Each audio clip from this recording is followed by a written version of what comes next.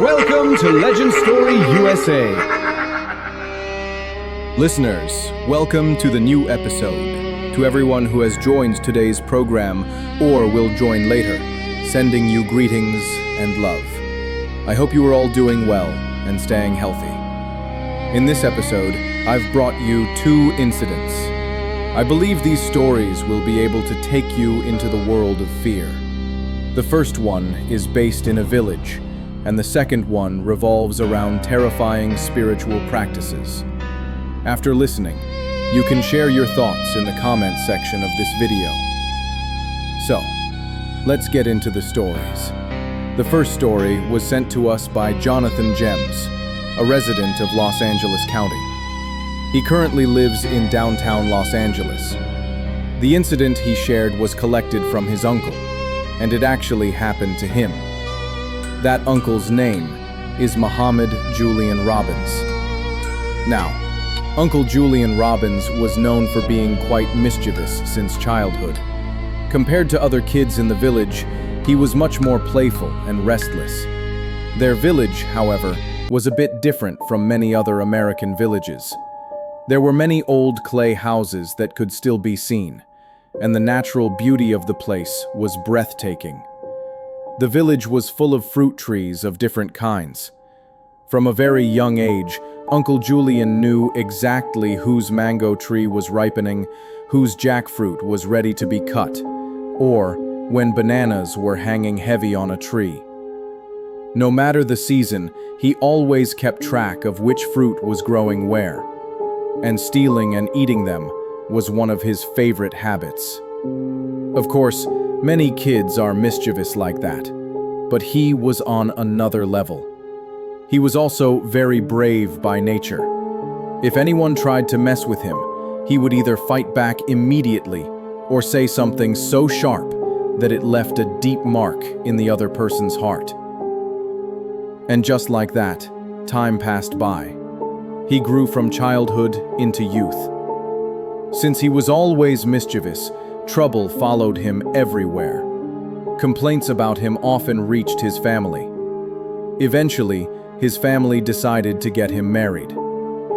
A few years after the marriage, a beautiful baby was born into his home. Not long after, Julian's father called him and said, "You must arrange an akika, sacrifice, and name the child." A few days later, an event needed to be arranged. It had to be done within 7 days, 14 days, 21 days, or 28 days. So his father told him to visit relatives' houses and invite them.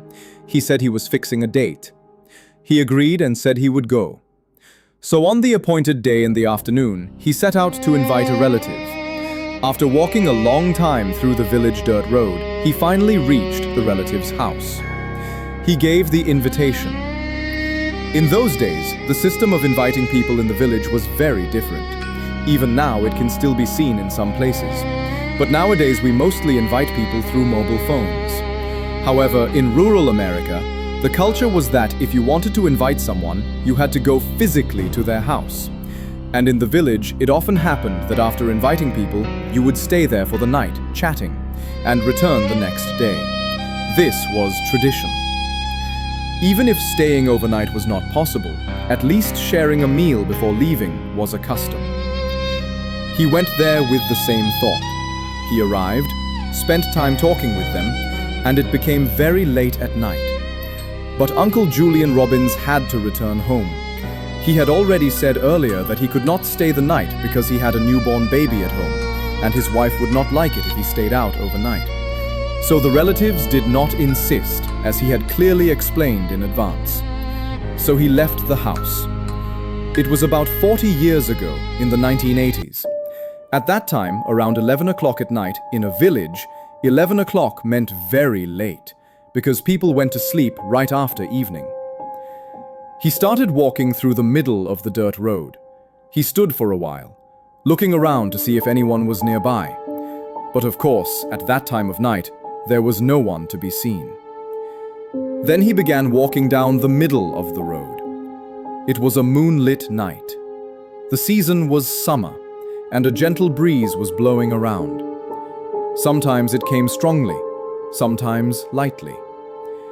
He kept walking without any problem and was almost near his home. Their house was made of clay, and a little distance from the yard was a large pond. As he came close to the pond, the whole environment felt heavy and silent. While passing by the pond, he suddenly noticed the sound of water dripping from the edge of the pond. It sounded exactly like when water splashes after being poured from a mug. That same type of sound came from the pond. Whenever he turned his head toward the dock, he could see under the moonlight that someone was bathing there. The figure was tall, with pitch-black skin, and the ghost was bathing facing the opposite direction. Julian Robbins thought to himself, "What is this? Who would be bathing at this lonely pond in the middle of the night?" He could only see the figure's back. Normally, if someone bathed at the dock, they would sit facing the water. But this one was facing away, toward the road, not the pond. That was unusual. Julian figured maybe it was a villager, someone who had worked in the fields all day and now wanted to wash off the fatigue before heading home. But then again, who would bathe this late at night? And besides, there was no one that tall in the village. The more he thought about it, the more convinced he became. This wasn't a human. Never before had he seen anyone bathing here so late, let alone a figure so unnaturally tall. At that moment, he realized it might not be a person at all. Still, a small part of him wondered, what if it is? So, like we sometimes do to announce our presence, he made a sound, something like a forced cough. Not really a cough, but enough to let someone know you're there. The instant he did that, the ghost vanished. Seeing this, Julian froze. Normally, he was a brave man, but anyone would be shaken after witnessing such a sight. Without wasting another second, he ran straight toward his house. He ran fast, reached home, and found everyone already asleep. He called for his wife, and she opened the door. Without delay, he went inside, threw his clothes in one place, stepped back outside to wash his hands and face at the water tap, and then quickly returned to the room. His wife asked, "What happened? Why are you so late? And why are you breathing so heavily? You look restless." He simply said, "Nothing. I was just late because I got caught up talking after giving the invitation. You go back to sleep." He lay down and slept normally through the night. But when morning came, the memory of what he had seen kept returning to him. What did I see? Was it real? At times, he tried to convince himself, come on, strange things always happen in the village. People see all sorts of things. I must have seen something like that too. He went about his day, busy with work, and by nightfall, he was exhausted. When he lay down to sleep, he was just drifting towards slumber when suddenly he woke up. Opening his eyes, he felt like someone had thrown stones into the courtyard. It was as if pebbles were hitting the ground, even landing on the tin roof of the house. This startled him wide awake. He quickly opened the door and stepped outside. The moment he did, the pelting stopped. He thought maybe some kids were playing tricks, or perhaps it was hail before a storm. But when he looked up, the sky was perfectly clear. Then he noticed something even stranger. Despite the sound of stones falling, there were no stones anywhere in the yard. The ground had been swept clean earlier that evening, yet nothing was there. While thinking about all this, the memory of the previous night came back to him. He wondered, what if the figure he saw at the pond was not a ghost, but a jinn? Because people say if you ever see a jinn, they sometimes follow you. He worried that might be the case. Thinking about it, he went back inside and lay down on the bed. The next day, many family members started talking about what had happened. They asked who was throwing stones, who scattered pebbles in the yard. But when they looked, there was no trace of any stones. The whole thing was a mystery.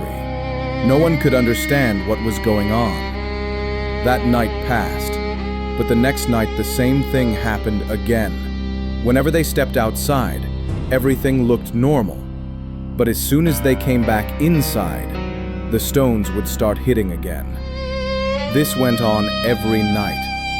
So Julian Robbins discussed it with his family and decided not to show it to just any ordinary healer. They went to a local spiritual man, a pop they knew, and told him everything. The pop gave him charms, talismans, and instructions to wear them on his body. Julian followed all the instructions, but nothing changed. The problem continued for many days. One evening, he had gone to the nearby village market for some work. He got delayed, and it was already around 8 or 9 at night when he started walking back home. As he came near the pond dock, he suddenly saw something terrifying right in front of him. A huge demon shaped like a man, but it had no head. Instead, its eyes were on its chest. This type of ghost is commonly called a skandakata, or headless spirit. Anyone who sees such a thing would be terrified, and Julian was no different. Still, he gathered his courage and spoke, saying, "Move out of my way. I am very tired. I have not harmed you. At least, I do not remember ever doing you any harm. Let me pass." The demon did not reply.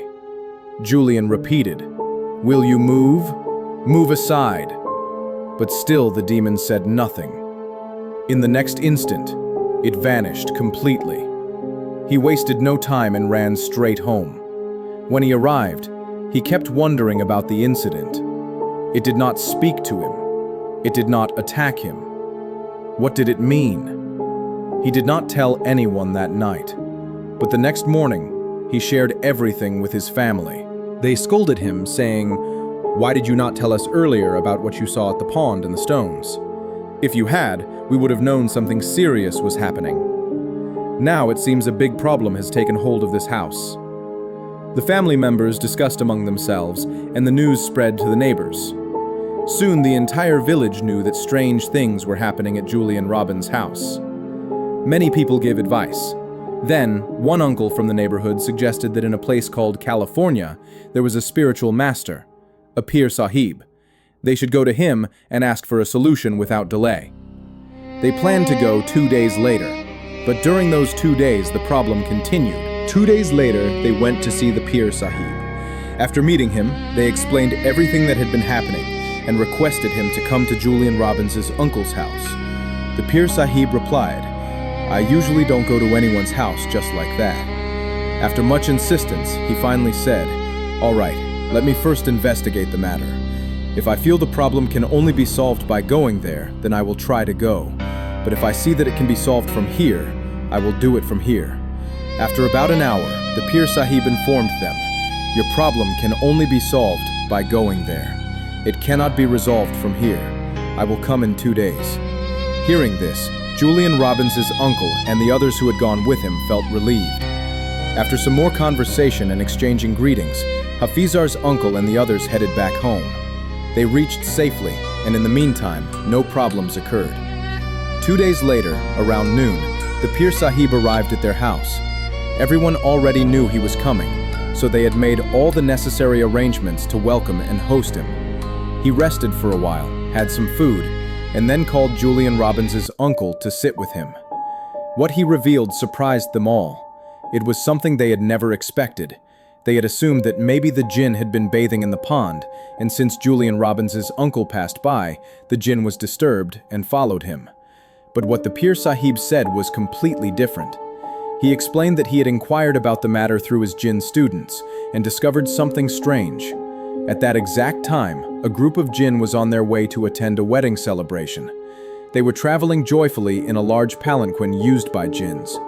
Relatives and companions were both inside and outside the palanquin, just like a grand wedding procession. Now, according to their customs, whenever such a wedding procession takes place, if suddenly a human appears in front of them, they will never continue on that path. Instead, they turn back and go around 4 miles before rejoining their route. This is a strict tradition among them. It so happened that during their journey, Julian Robbins' uncle suddenly appeared on their path. Of course, he had no idea what was going on, but the jinn became very annoyed that a man had shown up at that exact moment. forcing them to reroute 4 miles back. This caused them great inconvenience, and that's why the disturbances began.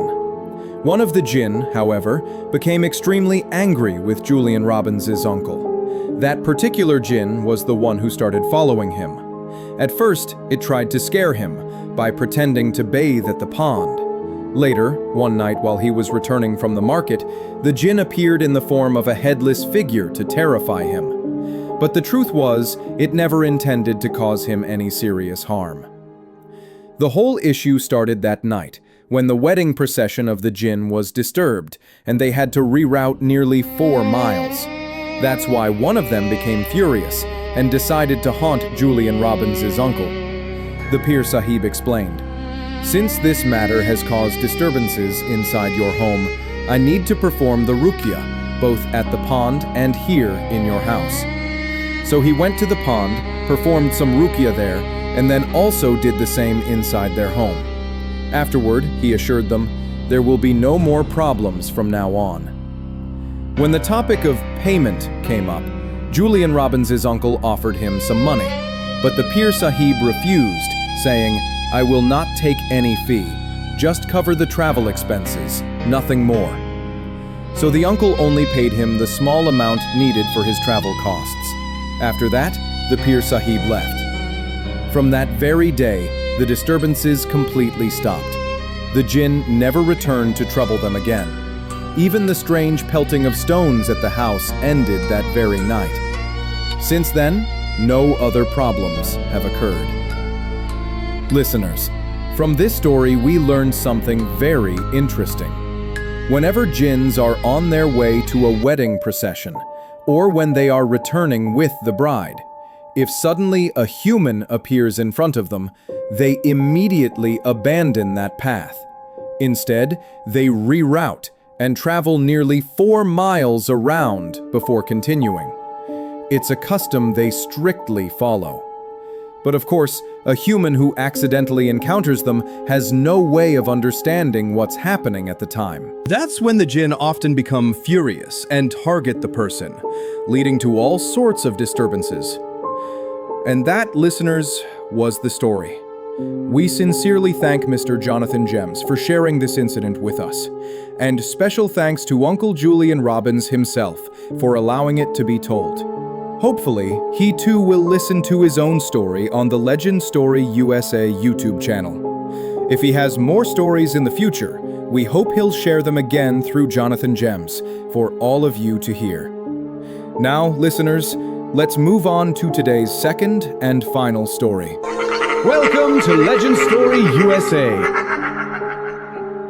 We now arrive at the second and final story of today's program. The incident I'm about to share with you was sent to us by Bernard. Let's dive into it. Bernard often visits his uncle's house, which is located in Indianapolis, USA. At that place, a revered spiritual master, whom everyone respectfully calls Gurudev, often visits. He is known as a great practitioner of spiritual disciplines.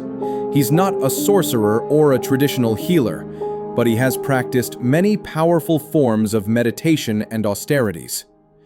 Several elders in that area address him as Gurudev, and Bernard is also among those who do so. Gurudev is a very open-hearted man who shares many stories and answers many questions. However, he does not answer everything. If he feels that someone won't understand or isn't old enough to comprehend a subject, he simply avoids the question.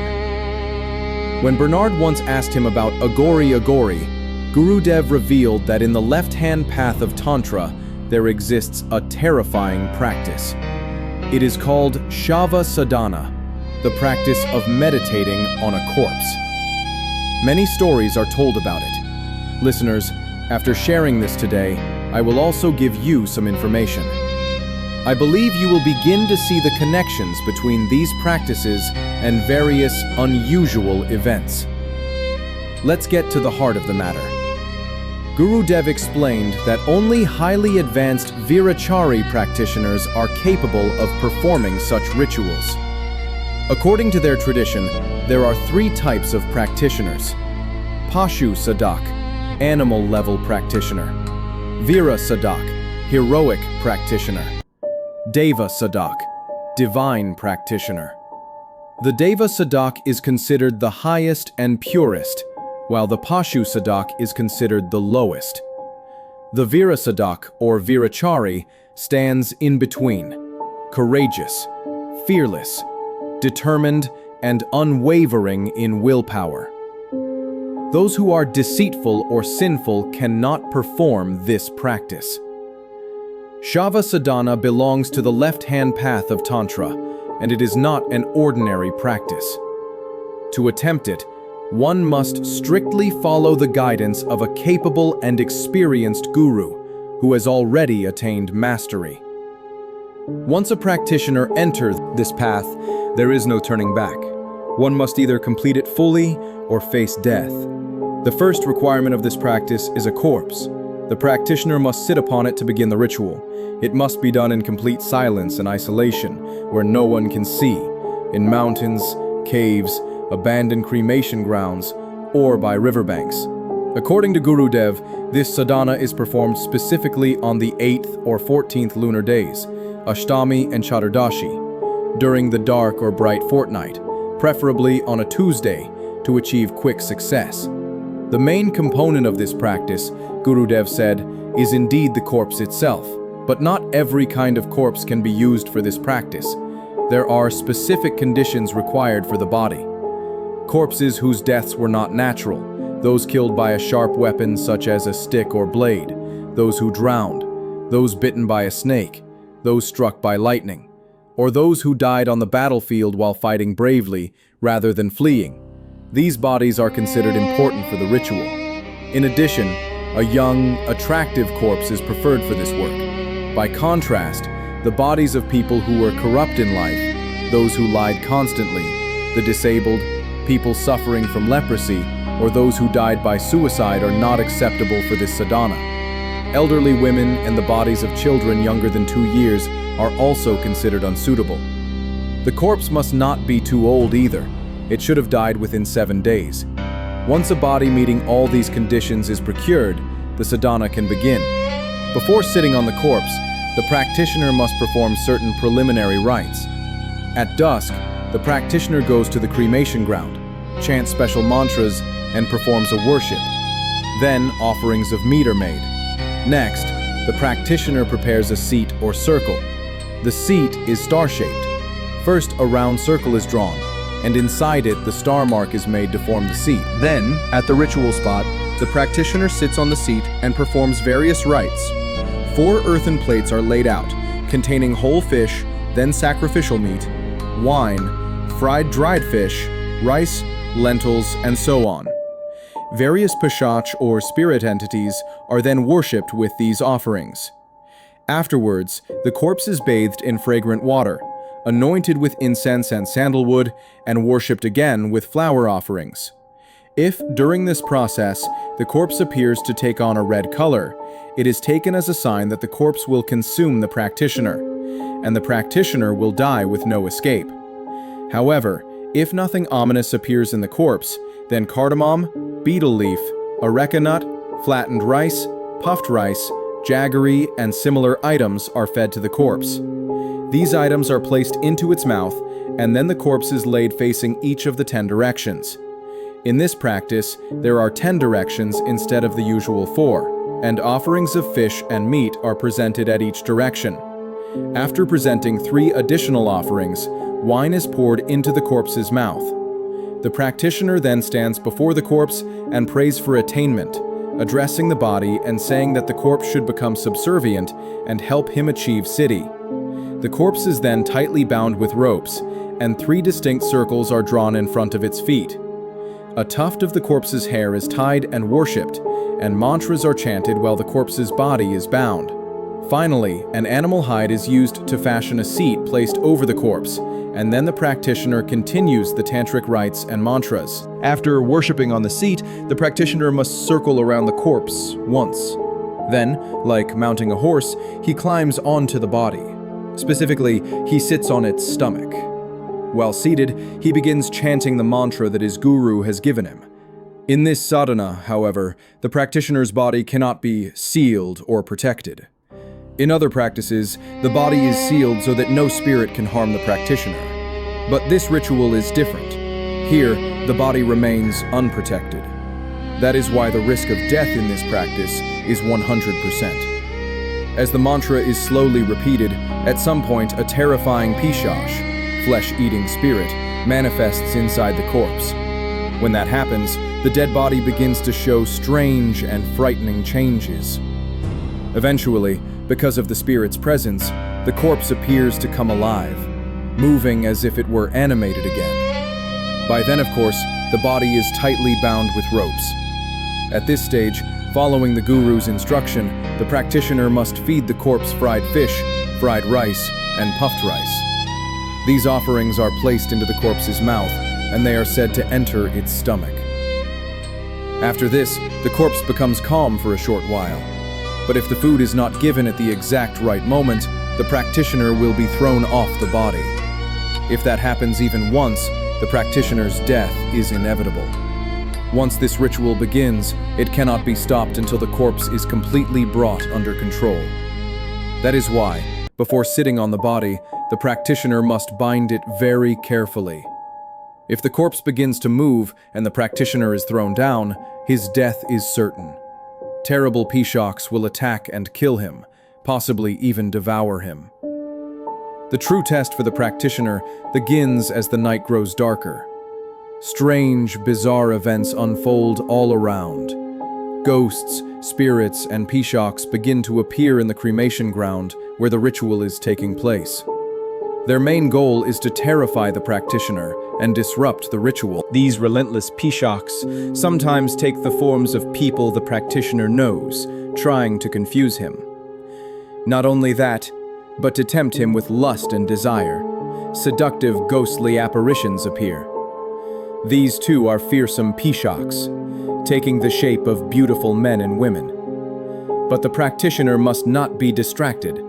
The chanting must continue. If the practitioner can resist these illusions and keep chanting, then even more dreadful pishaks and female pishachinis descend. Their appearance is so horrifying that any ordinary person would die instantly from sheer fright. Their forms are fierce, violent, and swift. Their power is unimaginably terrifying. Many great practitioners, even the strongest ones, often lose focus in this stage and abandon the ritual altogether. Some even die instantly, just from seeing the horrifying forms of these spirits. They can't continue the practice any longer.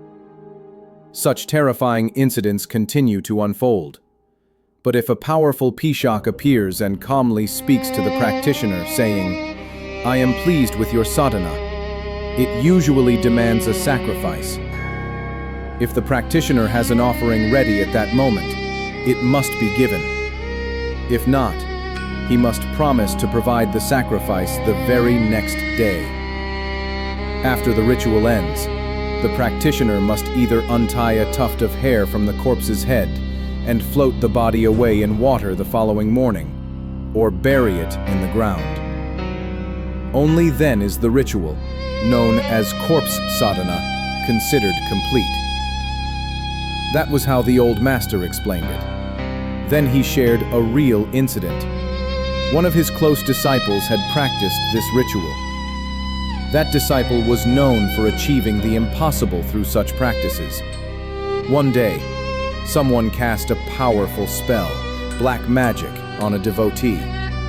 Normally, the old master did not deal with removing black magic. But in this case, he realized that the spell was extremely dangerous. The victim had been cursed with the presence of Dhumavati. Dhumavati is a dreadful jinn. Wherever she goes, she spreads filth, disease, misfortune, and endless suffering. Her form is horrifying, an old, withered woman dressed in a white sari, her wrinkled skin sagging, carrying a broom in one hand and a winnowing basket in the other. Her mount is a crow. Wherever smoke lingers, there Dhumavati is said to dwell. If someone is cursed with her presence through black magic, it is almost impossible to drive her away. Once she clings to a person, their life becomes unbearable. The old master referred his devotee to another practitioner who was skilled in corpse sadhana. He told the victim to mention his name as reference, so the practitioner would do his best. That practitioner then worked tirelessly for an entire month. After a full month of effort, Dhumavati finally released the victim. How exactly he managed it remains unknown. But it is said that Dhumavati is so fierce that if black magic summons her against someone, she can completely ruin that person's life. Even if they remain alive, their existence becomes pure hell. Listeners, this shows us something important. It is not only humans who perform sadhanas. The jinn themselves practice rituals. They too summon and worship more powerful jinn from among their kind. This is why, at different times, many corpses are taken away through various illusions. It has also been said that not every ritual requires the body of someone who committed suicide. However, certain types of rituals specifically demand such corpses. In those cases, people often witness something strange.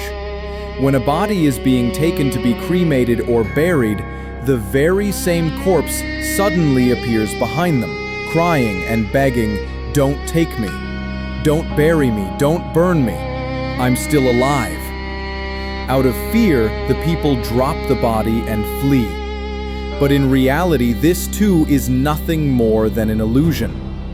The jinn create such deceptions in order to claim those corpses. Many times we hear of bodies that were taken away by jinn, even if the person had died a natural death.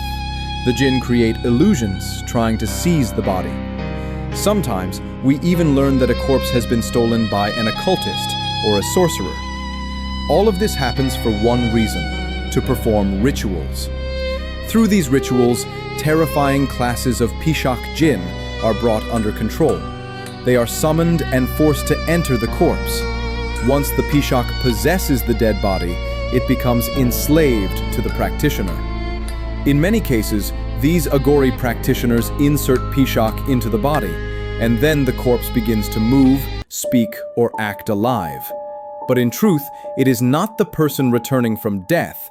It is only the jinn possessing the body. Normally, no ordinary jinn can enter a corpse. Only those of extreme power, aided by high-level black magic rituals, can manage this. Sometimes, the corpse becomes fully controlled, wandering from place to place with the Pishak inside it. In such cases, only special forms of ruqyah, spiritual exorcism, can return the body to its normal, lifeless state. Many stories are told of half-decomposed corpses suddenly appearing in terrifying forms because a Pishak had entered them. Remember, life never truly returns to a corpse. What appears alive is nothing but the Pishak itself. And not every Pishak can do this.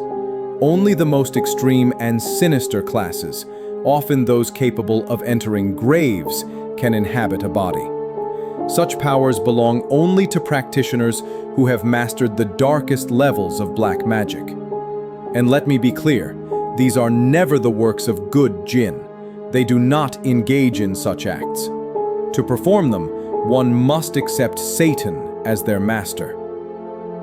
Listeners, after hearing all this, perhaps now you understand why, at times, ambulances are mysteriously attacked, and why there are attempts to seize corpses on their way to the graveyard. Many times it is found that corpses simply disappear without a trace. Other times it's said that the bodies are consumed, but when no remains are ever found, it's because the corpses were taken away. Sometimes the spirit even appears in the exact same form as the dead person, following behind those carrying the body. Why does this happen? These occurrences are almost always connected to the dark rituals we've been talking about. I hope you've been able to connect today's story with the terrifying practices of these rituals. I could have explained this in an even clearer way, but for obvious reasons I've chosen not to reveal every detail. If explained too beautifully, some people might actually feel encouraged to try these things, and that's something I do not want. So, I've told it in my own way. Listeners, that brings us to the end of today's episode. If you enjoyed this story, don't forget to share your thoughts in the comments section. And please, press the like button and share this video as much as you can. Stay well, stay healthy. Keep me and my family in your prayers, as I will always keep you and your families in mine. May the Creator protect us, keep us safe, and guide us always. And don't forget, stay connected with Legend Story USA.